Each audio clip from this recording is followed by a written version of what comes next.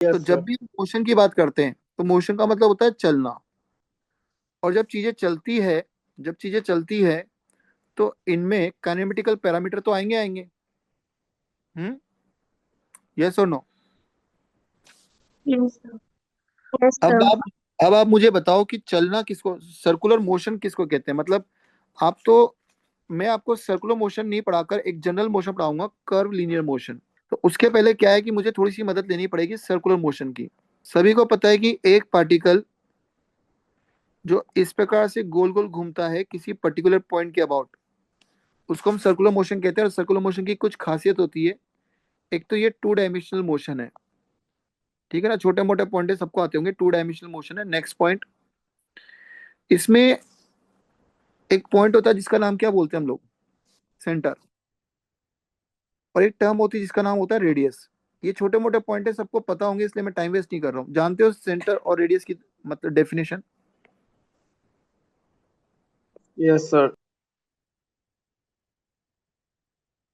और पार्टिकल जो होता है ना, always maintain distance from which point? Centre. तो मान लो किसी समय पार्टिकल पी इधर है, तो बताओ इसकी वेलोसिटी किधर होगी? Sir tangent. Tangent. Perpendicular. Later moment पर ये पार्टिकल पी इधर आ गया, अब बताओ वेलोसिटी किधर होगी? Sir tangent. बच्चों जरूरी है कि इसकी स्पीड कम ज्यादा होना, मेंटेन भी तो हो सकती है। Yes sir. Yes sir. अब यस मेरे सर। छोटे मोटे कुछ सवाल हैं। क्या सर्कुलर मोशन में पार्टिकल की वेलोसिटी क्या सर्कुलर मोशन में पार्टिकल की वेलोसिटी कांस्टेंट हो सकती है या नहीं हो सकती है? नो सर, नहीं हो सकती। नहीं हो नहीं सकती हो सर। सकती सर। नहीं हो नहीं हो सकती। सकती। नहीं। Confirm? Yes yes sir. Yes. Yes sir.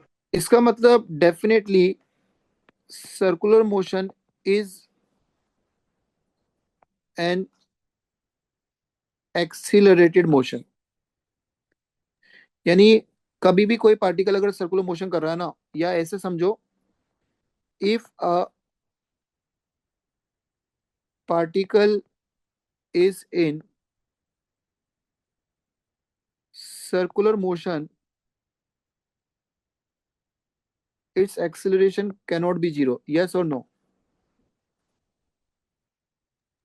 कारण yes sir. Yes sir. Velocity में दो चीजें होती है, वी और वी के। एट लीस्ट वी के विल चेंज, ठीक है? एटलीस्ट। अच्छा, ये दूसरा भी चेंज हो सकता है, नहीं हो सकता? स्पीड चेंज हो सकती, नहीं हो सकती? सर हो हो सकती है। सकती है सर। हो सकती है सर। इफ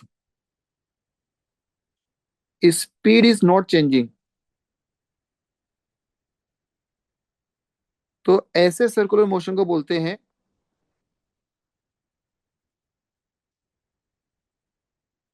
क्या लिखा है बच्चों? Uniform uniform circular uniform circular. Motion. Circular motion. और अगर किसी पार्टिकल की स्पीड बढ़ या कम हो रही है, उसको बोलते हैं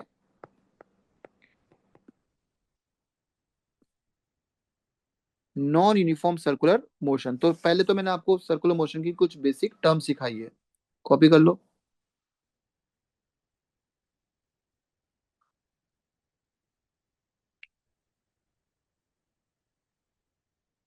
थोड़ा सा टफ चैप्टर पड़ता है सर्कुलर मोशन। और तुम्हारे साथ और ज्यादा प्रॉब्लम है कि इन दिनों तुम ऑनलाइन में हो रेदर देन ऑफलाइन।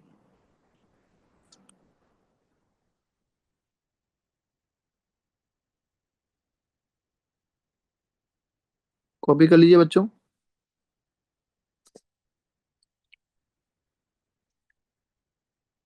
अच्छा, अभी तक मैंने कोई ऐसी खास टर्म नहीं पढ़ाई है। ये आप लोग 9th 10th में भी पढ़ के आए होंगे। 2D मोशन होता है, इसमें एक सेंटर होता है, इसमें एक रेडियस होती है। जब पार्टिकल घूमता है तो सेंटर से उसकी दूरी मेंटेन होती है। यानी कितने बच्चे पार्टिकल और सेंटर के बीच का रेट ऑफ अप्रोच का वैल्यू बता सकते हैं? Zero. 0। Zero. Zero. Very good. Zero. Copy कर लिया? Yes sir. ओके।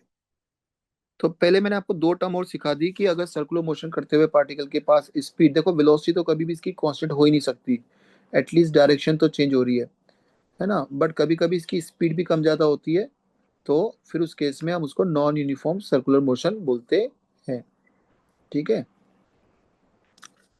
अब जैसे कि इस चैप्टर का नाम मोशन है, तो मोशन में आपको समझ में आना चाहिए कि काइनेमेटिकल पैरामीटर आएंगे इसके अंदर, काइनामेटिकल पैरामीटर। ठीक है, काइनेमेटिकल पैरामीटर्स।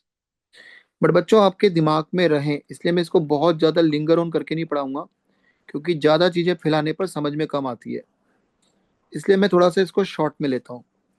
काइनेमेटिकल पैरामीटर, चलते हुए और घूमते हुए पार्टिकल के पास दो प्रकार के डिफाइंड होते हैं, कुछ लीनियर पैरामीटर्स, काइनेमेटिक्स के लीनियर पैरामीटर्स, और दूसरे हम बोलते हैं जिनको सर्कुलर पैरामीटर्स, काइनेमेटिक्स के सर्कुलर पैरामीटर्स।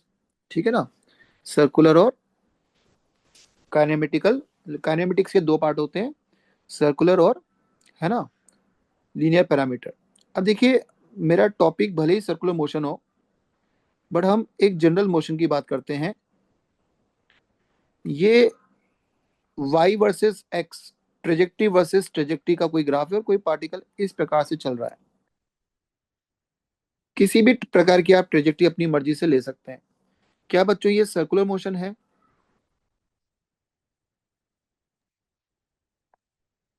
No sir. देखो मुझे तो नहीं दिख रहा। सर्कुलर मोशन में तो रेडियस फिक्स होती है ना, ऐसे बार बार उटपटांग मोशन थोड़ा करता है। तो यानी जो कर्व लीनियर मोशन में डिफाइन कर रहा हूँ, एक कर्व लीनियर मोशन के लिए बात कर रहा हूँ, जो कि एक जनरल मोशन होता है। इसमें स्ट्रेट लाइन भी कवर होता है, इसमें सर्कुलर भी कवर होता है, इसमें पैराबोला भी कवर होता है, इसमें हर प्रकार का मोशन कवर होता है। तो मान लेते हैं एक पार्टिकल जो है इस प्रकार की किसी रैंडम ट्रेजेक्टरी पर चल रहा है। बच्चों जब आपने काइनेमेटिक्स पढ़ी थी तो सबसे पहले आपने एक कोऑर्डिनेट सिस्टम पढ़ा था, यानी आपने यहाँ पे पढ़ा था अ, जिसको हम लोग ऑब्जर्वर बोलते थे, या जिसको बोलते थे हम कोऑर्डिनेट सिस्टम बोलते थे। तो यहाँ पे एक कोऑर्डिनेट सिस्टम है और इसका एक ओरिजिन होता था, ओरिजिन को हम ऑब्जर्वर बोलते थे और सारी चीजें वहीं से मेजर करते थे। फिर हमने एक दूसरी टर्म पढ़ी थी जिसका नाम था पोजीशन वेक्टर। ये तो पढ़ा था ना तुम लोगों ने, पोजीशन वेक्टर, और यस इसको हमने सर। आर वेक्टर के रूप में डिफाइन किया था। ठीक है ना। अब सर्कुलर में भी ऐसी ही टर्म डिफाइन करेंगे एनालॉजी बेसिस पर, पर इधर हमने कोऑर्डिनेट सिस्टम डिफाइन किया है तो यहाँ भी कोऑर्डिनेट सिस्टम तो डिफाइंड होगा। यहाँ पर एक रेफरेंस लाइन भी डिफाइंड होती है जहां से हम एंगल को मेजर करते हैं, और दूसरा यहाँ पे पोजीशन वेक्टर डिफाइन किया था तो यहाँ पे हम डिफाइन करते हैं,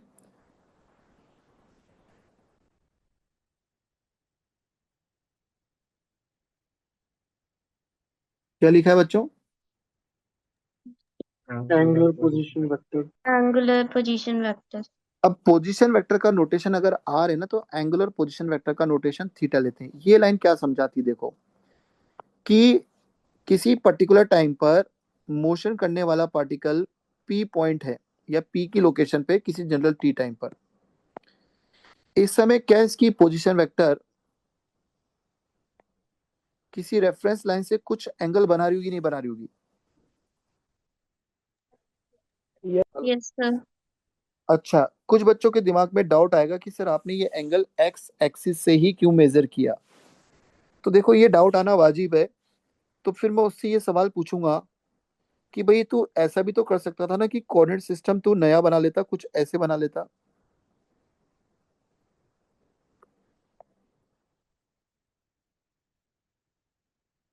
और अब इसकी पोजीशन वेक्टर तू यहां से डिफाइन करता तो तेरा आर वेक्टर भी अलग आ सकता था, नहीं आ सकता था? इसका मतलब पोजीशन वेक्टर लेना इस बात पर डिपेंड करता है कि ऑब्जर्वर हम कहाँ पे मान रहे हैं। ठीक है। ठीक इसी प्रकार से ये थीटा आप किस,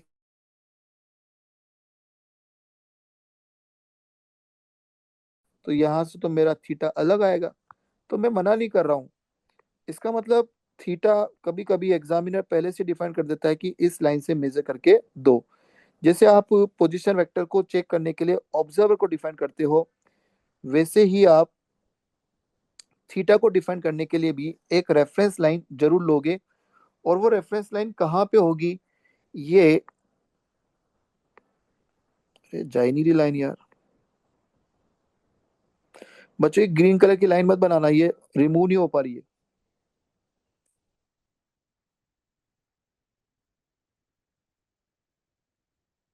ठीक है, हो गई है। कितने बच्चों को करस्पॉन्डिंग टर्म समझ में आ रही है कि इधर हम लोगों ने ओरिजिन डिफाइन किया जहां से पोजीशन वेक्टर मेजर होती है, ऐसे ही सर्कुलर मोशन में हम एक रेफरेंस लाइन भी डिफाइन करेंगे। अच्छा बच्चों, ये जो मैं दो प्रकार के पैरामीटर पढ़ा रहा हूँ, ये मैं रेक्टिलिनियर मोशन, ये किसी कर्वलिनियर मोशन के लिए पढ़ा रहा हूँ। यार पेंसिल की बैटरी खत्म हो गई। चलो जब तक आप नोट डाउन करिए, कॉपी करिए, जब तक मैं बैटरी को चार्ज करता हूँ, 2 मिनट में हो जाएगी चार्ज ये। Any doubt to anyone? चलो जब तक पेंसिल चार्ज होती है, हम लोग अपने पर्सनल डाउट डिस्कस कर सकते हैं। किसी के मन में किसी प्रकार का कोई सवाल हो, एक सवाल को छोड़कर। अच्छा बच्चों, मैंने जो ये काइनेमेटिकल पैरामीटर लिखा है, जिसको मैं कर्व लीनियर मोशन भी बोल रहा हूँ, इसके लेफ्ट हैंड साइड में लीनियर पैरामीटर जो आप पढ़ के आ चुके हैं, और इसके राइट हैंड साइड में सर्कुलर पैरामीटर जो मैं आपको पढ़ा रहा हूँ। तो ये जो बीच में मोशन दिख रहा है, जिसकी ट्रेजेक्टरी वाई और एक्स करके शो की गई है, अब इसमें देखा जाए तो केवल लीनियर पैरामीटर है, या केवल सर्कुलर पैरामीटर है, या दोनों ही पैरामीटर है? दोनों तो दोनों दोनों है। दोनों वेरी गुड। तो आप है ना linear parameter and circular parameter लिखना, लीनियर पैरामीटर और सर्कुलर पैरामीटर मत लिखना। मतलब मैं ये कहना चाहता हूं कि अगर आप सर्कुलर मोशन का भी कोई सवाल करेंगे, तो डेफिनेटली उसमें लीनियर पैरामीटर होगा ही होगा। कोई सा भी ऐसा कोई मोशन नहीं मिलेगा जिसमें सर्कुलर पैरामीटर हो, और यानी सर्कुलर की बजाय आप चाहो तो इनको एंगुलर भी बोल सकते हो, सर्कुलर,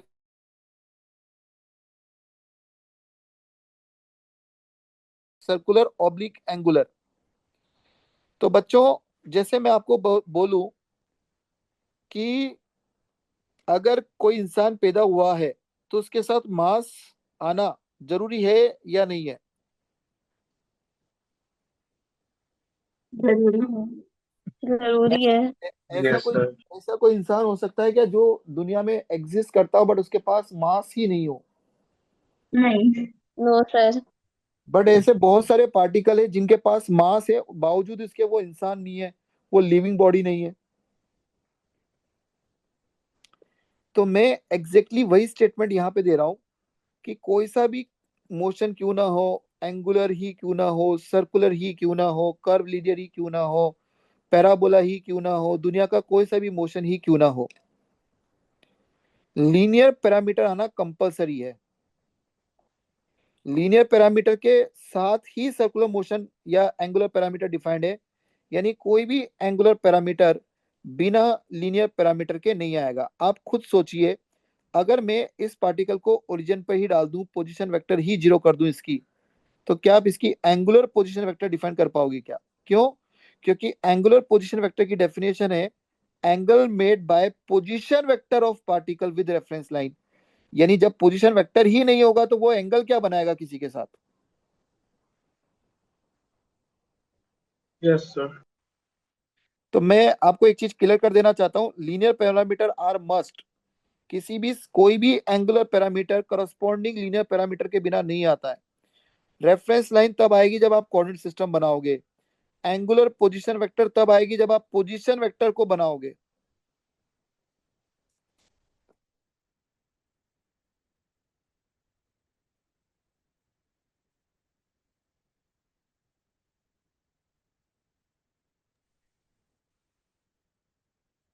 मृदांग आया क्या आज क्लास में? लास्ट टर्न पे तो आया था वो, आज मुझे लगता है फिर absent है वो।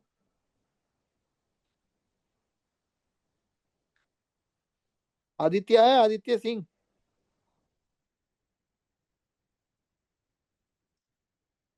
हेलो। हाँ सर। हाँ सर। इतने टाइम के बाद क्यों बोल रहा है? वायर रैंक 5। Yes sir. Okay.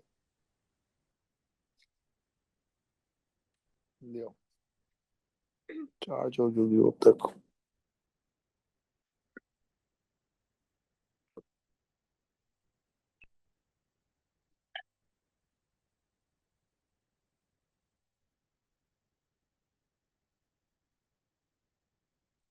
Any doubt to anyone? Himanshi absent है।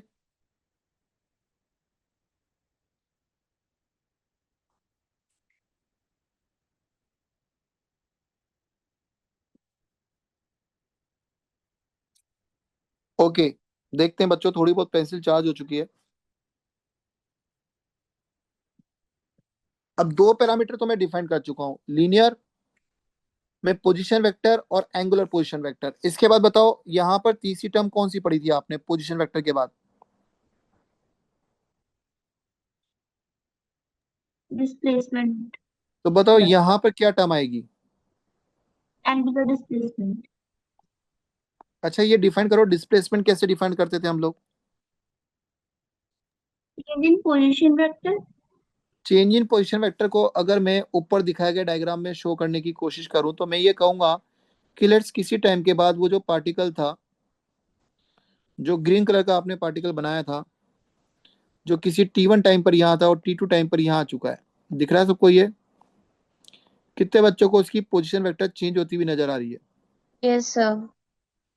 अच्छा, अगर ये पोजीशन वेक्टर R1 से R2 में कन्वर्ट हुई है, मतलब आप कहो तो मैं एक नया डायग्राम सेपरेटली बना लेता हूँ।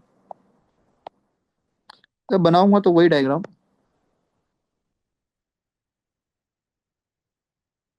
पार्टिकल इस पोजीशन से इस पोजीशन पे आ चुका है, तो ये R1 था और ये R2 था।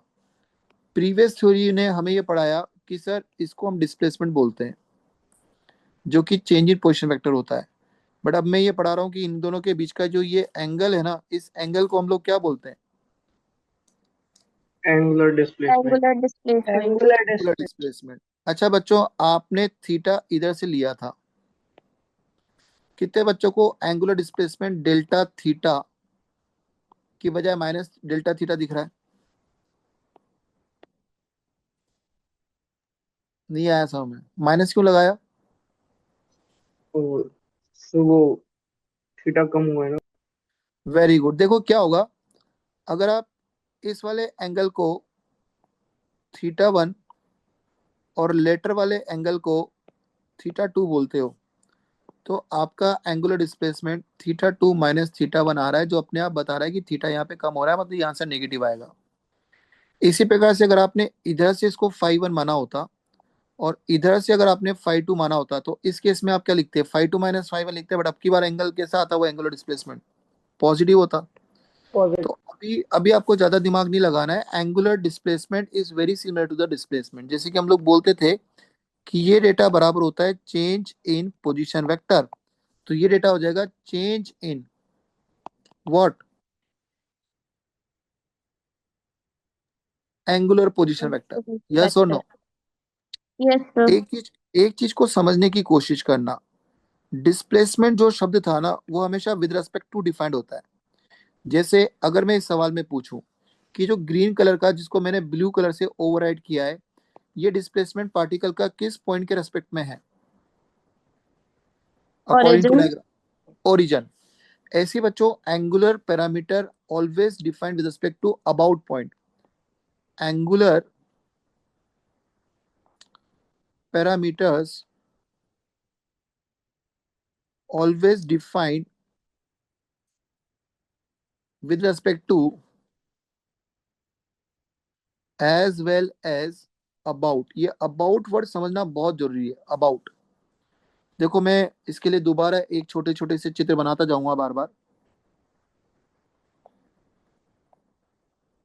ये कोई पार्टिकल ऐसे चल रहा है, अगर आप ओरिजिन के रेस्पेक्ट में देखोगे तो इसकी पोजीशन वेक्टर कुछ ऐसी है। तो अभी बताओ आपका विद रेस्पेक्ट टू कौन सा पॉइंट है? ओ। और इस समय आपका अबाउट पॉइंट भी ओ ही है। बट कोई बच्चा कहे कि नहीं सर मैं तो यहाँ कहीं पर एक पी पॉइंट, यहाँ कहीं पर कोई क्यू पॉइंट मानूंगा और क्यू पॉइंट के रेस्पेक्ट में इसकी पोजीशन वेक्टर डिफाइन करूंगा। अब बताओ बच्चों, अगर आप रेफरेंस लाइन अभी भी एक्स एक्सिस के पैरेलल लेते हो तो ये एंगल थीटा 1 और ये एंगल थीटा 2 सेम आएंगे डिफरेंट आएंगे? So अलग different. अलग, अरे अलग अलग आ ही रहे हैं। तो एक्चुअल में theta two is the position vector of particle about O with reference line X axis, and the same particle P having the angular position vector theta 1 about Q। कितने बच्चों को ये about वर्ड की importance समझ में आई?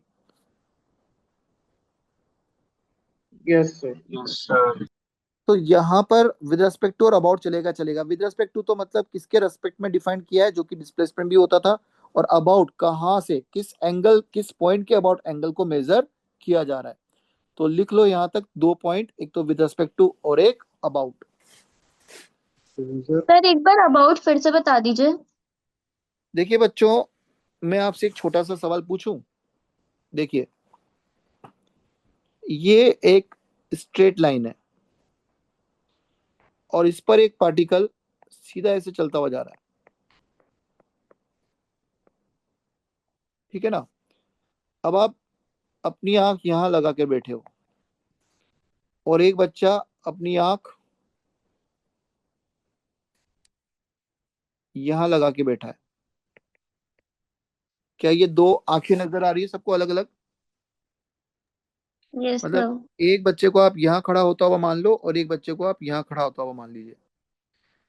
इसका नाम O1 मानते हैं, इसका नाम O2 मानते हैं, और इसका नाम पार्टिकल P बोलते हैं जो आगे चलता हुआ जा रहा है।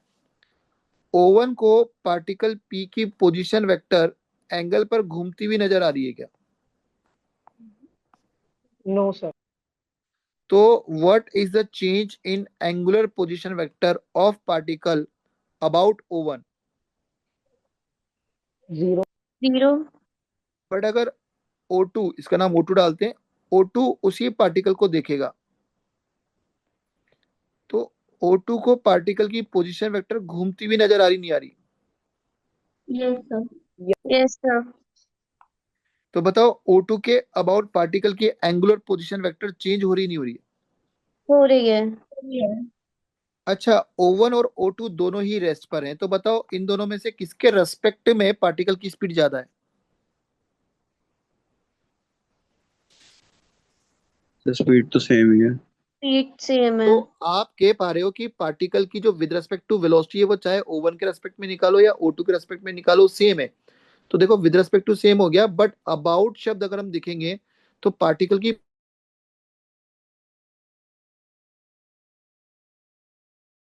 O2 चेंज हो रही नहीं हो रही है?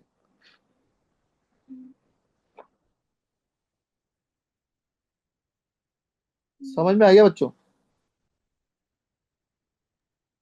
सर अभी आपने क्या बोला, वॉइस हो गई थी।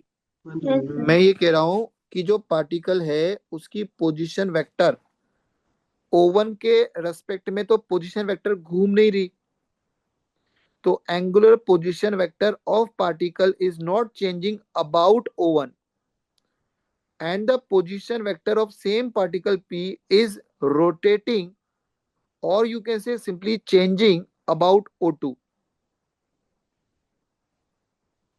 Excuse me sir.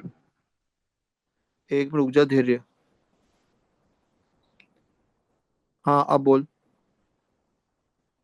सर ये जो as well as about point है, सर इसको सर्कल में वेल डिफाइन नहीं कर सकते सेंटर की तरह? मैं सेंटर को नहीं कह नहीं, सकता? अब देख मेरी बात सुनना। जैसे कोई पार्टिकल सर्कुलर मोशन कर रहा है, ठीक है, अब तूने कहा कि सर सेंटर के अबाउट देख लेते हैं, कोई बात नहीं, मैं कह रहा हूँ जरूरी क्या सेंटर के अबाउट देखें? बाहर सेंटर के अबाउट भी तो कोई, बाहर भी तो कोई पॉइंट P2 पकड़ सकता हूँ, और पार्टिकल P इधर जा रहा है, सेंटर के अबाउट देखूंगा तो इसकी पोजीशन वेक्टर ऐसे चेंज हो रही है, और उसी पार्टिकल की अगर P2 के अबाउट देखूंगा तो ऐसे चेंज हो रही है। बता, गलत है क्या? No sir. तो अबाउट पॉइंट तो कोई सा भी हो सकता है। हाँ, ज्यादातर केस में क्या होता है, जब सर्कुलर मोशन होता है तो हम सेंटर के रेस्पेक्ट में कन्वीनियंट मानते हैं और सारी चीजों को सेंटर के अबाउट सोल्व करते हैं। Okay excuse me sir. जैसे विद रेस्पेक्ट टू पॉइंट कोई सा भी हो सकता है। अक्षर, हाँ बोलो अक्षर। सर मैं कह रहा हूँ कि एंगुलर पोजीशन वेक्टर वेक्टर कैसे हुआ ये समझ नहीं आ रहा, आखिरकार वो एंगल ही तो है किसी रेफरेंस लाइन से। अच्छा अच्छा, वेरी गुड, तेरा बहुत अच्छा सवाल पूछा है तूने। एक्चुअली क्या होता है ना, आज तक हम लोगों ने लीनियर वेक्टर पढ़े हुए हैं, है ना। अब कल से मैं आपको एक्सियल वेक्टर पढ़ाना चालू करूंगा, और एक्सियल वेक्टर जो होते हैं ना, जैसे मैं तुझे बताऊं, तूने कभी स्क्रू को क्लॉकवाइज एंटी क्लॉकवाइज घुमाया है? Yes sir. तो स्क्रू में क्या होता है ना, क्लॉकवाइज घुमाने पर वो अंदर जाता है। और यस। ये सभी मशीनरी सिस्टम के लिए फिक्स किया हुआ है कि जो भी स्क्रू क्लॉकवाइज घूमेगा ना, वो इनवर्स मोशन ही लेता है। तो क्या इनवर्स जाना एक डायरेक्शन है या नहीं है? तो इसका मतलब क्लॉकवाइज घूमना भी एक डायरेक्शन बना दी गई। और एंगल क्लॉकवाइज या एंटी क्लॉकवाइज होते हैं, तो एंगल को भी हम किस रूप में डिफाइन करते हैं? वेक्टर के रूप में डिफाइन करते हैं। और इनका सेंस क्लॉकवाइज या एंटी क्लॉकवाइज बताते हैं। तो जैसे जैसे अगर मैं O2 के रेस्पेक्ट में पार्टिकल की पोजीशन वेक्टर का चेंज इन एंगुलर देखूं, तो वो मुझे क्लॉकवाइज घूमता हुआ दिख रहा है। यस और नो? Yes sir. तो इसकी जो एंगुलर पोजीशन वेक्टर आएगी ना, वो इनवर्स आएगी। तो अपने राइट हैंड की फिंगर्स को बच्चों सभी, जिधर एरो का सेंस है उधर घुमाओगे, तो आपको अंगूठा किधर जाता हुआ दिख रहा है? सभी अपने राइट हैंड की फिंगर्स को सेंस ऑफ एरो की डायरेक्शन में घुमाओ, तो देखोगे कि अंगूठा पेपर के अंदर घुसता हुआ फील होगा। Yes, sir. Yes, sir. अच्छा, जिनको नहीं ये समझ में आ रहा, मैं बताता हूँ। जैसे किसी से हाथ मिलाते हैं ना, तो हाथ कैसे मिलाते हैं, वैसे रख लो पहले तो हाथ को। अब बिल्कुल इस हाथ को 180 डिग्री नीचे की तरफ घुमा दो, तो आपका अंगूठा बिल्कुल नीचे चला जाएगा। और अब आप अपनी उंगलियों को in the sense of clockwise घुमाओगे, तो आपको अंगूठा नीचे जाता हुआ फील हो रहा है, नहीं हो रहा? Yes sir. तो ये मैं नेक्स्ट टर्न पे पूरा डिटेल में समझाऊंगा। एक्सियल वेक्टर को इनको बोलते हैं एक्सियल वेक्टर, जिनका इफेक्ट एक्सिस के अलोंग होता है। ठीक है? Yes sir. और ओके सर। जिसका सबसे बेस्ट एग्जांपल है वेक्टर क्वांटिटीज होती है, ये ध्यान रखना, एक्सियल वेक्टर है ये सब। तभी तो हम लोग एक नए प्रकार की फिजिक्स पढ़ रहे हैं, जिसमें अभी तक हम लोगों ने लीनियर वेक्टर को डील किया था। अब ये सब एक्सियल वेक्टर्स आएंगे, एक्सिस के अलोंग इनका इफेक्ट होता है। कल का होमवर्क लिखिए बच्चों। कल हम लोग एक्सरसाइज 2, न्यूटन्स लॉ, जिसके अंदर फ्रिक्शन भी है, उसको डिस्कस करेंगे। अभी कोई बच्चा क्लास छोड़ के नहीं जाएगा, अभी खत्म नहीं हुई है class. Newton's law of motion plus friction की एक्सरसाइज 2। क्या ये कुछ सवाल डिस्कस हो चुके हैं इसके पहले? No, yes, sir. हो चुका सर। मेरे ख्याल से हो चुके हैं यार, बहुत सारे हो चुके हैं इसके। बीच बीच में से बहुत सारे हो चुके हैं, तो ये कंप्लीट कर लाना कल।